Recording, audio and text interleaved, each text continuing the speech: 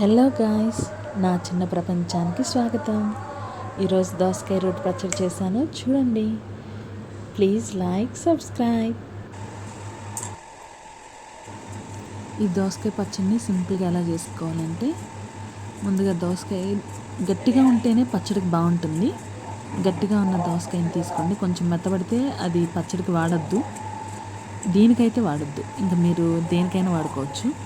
గట్టిగా ఉన్న దీన్ని అలా పీల్ చేసుకొని చక్కగా బాగా చిన్న ముక్కలు మీకు వీడియోలో నేను చూపించాను, చూడండి. చిన్న ముక్కలు కోసుకొని పెట్టుకోవాలి. నేను పచ్చిమిర్చి అలా కట్ చేస్తాను, ఎందుకంటే పగిలిపోతాయి కదా, అవి పగిలితే మళ్ళీ చిందులు పడుతూ ఉంటాయి అని చెప్పేసి నేను పచ్చిమిర్చి కట్ చేస్తూ ఉంటాను. కొంచెం ఆయిల్ సరిపోతుంది అవి వేగటానికి మాత్రమే. మళ్ళీ మనం పోపు పెట్టుకుంటాం కాబట్టి అప్పుడు ఒక స్పూన్ వేసుకుంటాం కాబట్టి ఇక్కడ కొంచెం నూనె వేస్తేనే సరిపోతుంది. నేను ఒక్క స్పూన్ వేసాను.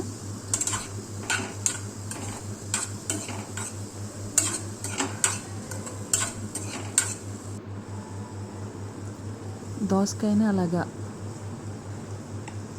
చేదుందేమో చూసుకొని బాగానే ఉంటే ఇంకా గింజల్ని నేను తీసి సపరేట్గా పెడతాను, ఎందుకంటే మా పిల్లల గింజలు తినరు, డైరెక్ట్గా కొంచెం ఇష్టపడరు. అందుకని నేను సపరేట్గా అలా తీసేసి నేను మిక్సీ కొట్టేస్తాను. మీకు వీడియోలో చూపిస్తాను, చూడండి. తర్వాత అలా చిన్న ముక్కలు కోసుకుంటే దోసకాయ పచ్చడికి బాగుంటాయి. అదే మనం రోట్లో చేస్తున్నట్లయితే రోట్లో కొంచెం అటు ఇటుగా తొక్కుతాం కాబట్టి బాగుంటుంది. అలా సన్న ముక్కలు కోసేసుకున్న తర్వాత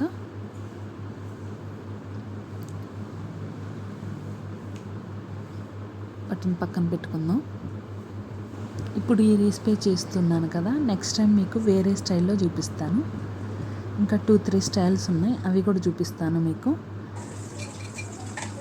ఇది ఫస్ట్ వంకాయతో అన్నమాట. ఇది అన్నిట్లో చేస్తారు, బాగుంటుంది. నాకు భోజనాల్లో పెడతారు కదా, అది ఈ టైప్లోనే చేస్తారు.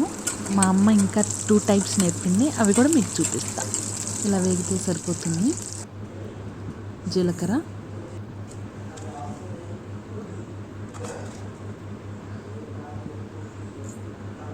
ఉప్పు, వెల్లుల్లి.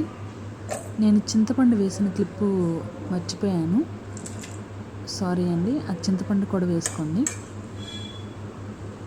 అది మిక్సీ కొట్టిన తర్వాత ఇంక